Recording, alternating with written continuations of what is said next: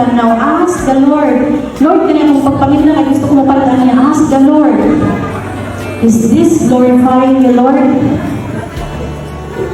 Hapit na ang Pasko.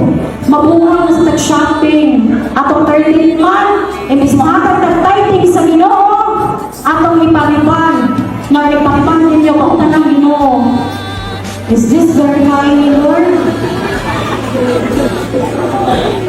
Now, in Pasko, naghana sa kanyang manggawas, mga nan, mga Jordan. Inagpangit ninyo.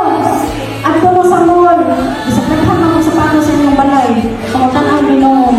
Lord, is this glorifying you? Now, that question would change you. That question would save you, brothers and sisters. Huwag ba hindi na akong bahali? Or you are living for the world. Pero ingong sa Ginoo, you are not for the world, man. So, kung saan mga bahali nato karon?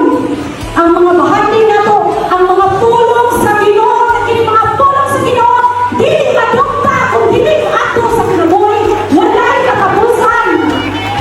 Gusto lang mong magwala, madugta ako din sa kalibutan. Gusto mo palit ang balay, few years from now, lahat na silang bago nga balay. Gusto mo mga sakyanan, few years from now, outdated na yung sakyanan. Gusto mo cellphone iPhone 15, few months from now, lahi na po nang ipagawas. And then, inintanan, mga dugta. But the word of God is consistent, everlasting. So, at kami ato, kanong adlaw, o sa atong mga umaabot na adlaw, the word of God is the true treasure. Amen. When your mouth, when your tongue is fiery, a lot of words that is evil, mamatay ka, istig, atay hawa, mubayit na nimo. Muna kayo mo, sige pagkakanan, na wag ako ni hawa sa kalisod.